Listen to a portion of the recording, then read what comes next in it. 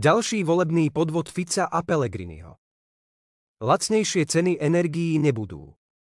Potom ako Pellegrini oklamal dôchodcov s 13 dôchodkami a okradol ich v priemere o 150 eur na osobu, sa už chystá na ďalší podvod. Úrad pre reguláciu sieťových odvetví URSO včera oznámil, že cena plynu pre domácnosti bude v roku 2024 dvojnásobná. URSO tak robí v zmysle zákona, a to 30 dní pred koncom každého roka. Hoci Fico a Pellegrini vo voľbách sľubovali lacnejšiu cenu energií, ministerka hospodárstva Saková oznamuje krutú realitu: zabudnite.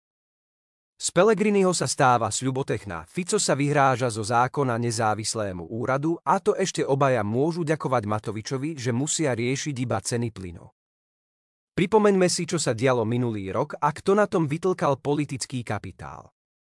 Keď sa minulú zimu podarilo Matovičovi dohodnúť so slovenskými elektrárňami na cene elektriny a presadiť v štátnom rozpočte dotáciu pre ľudí na teplo a plyn vo výške 3 miliardy 500 miliónov eur, Fico s Pellegrinim sa z toho posmievali. Pellegrini zašiel dokonca tak ďaleko, že za jeden z jeho hlavných predvolebných sľubov označil lacnejšie ceny energií. Lacnejšie, ako sa podarilo Matovičovi. Pre ľudí Matovičova pomoc znamenala, že namiesto ceny 108 eur za 1 MW, ktorú stanovil URSO, zaplatili len 30 eur. A zároveň to znamenalo, že štát sa o 3,5 miliardy eur zadlžil, ale zadlžil sa kvôli pomoci ľuďom. Našej vláde sa potom ešte podarilo so slovenskými elektrárňami dohodnúť, že cena elektriny bude pre ľudí rovnaká aj po ďalšie roky. Aj keď za rôzne ústupky, napríklad, že sme nezdanili dodatočnou daňou plynovod EU Stream, bývalý plynovod Bratstvo. URSO Ficovi a Pellegrinimu nestanovil na ďalší rok cenu plynu 108 eur za 1 MW, ale len 79 eur za 1 MW. Napriek tomu ani jeden z nich nedokáže poskytnúť ľuďom lacnejšie energie ako Matovič, a ministerka hospodárstva Saková iba sľubuje, že vláda urobí všetko preto, aby cena plynu klesla na 30 eur za 1 MW.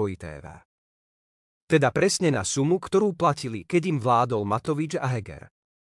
Fico s Pellegrinim tak ušetria na každom človeku 300 eur, ktoré skončia kto vie kde.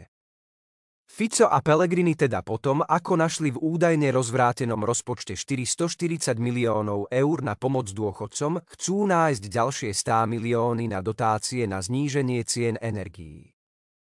Niečo tu nesedí. Že by ten rozpočet nebol taký rozvrátený, ako to tvrdí Fico s Pellegrinim. Asi skutočne nebude, veď aj ratingové agentúry pred pár dňami ohodnotili Slovensko výbornou známkou za stav rozpočtu. Fico a Pellegrini klamú. Klamú ráno, klamú na obed, klamú večer. Želajme si, aby na to prišli aj ľudia, ktorí ich volili.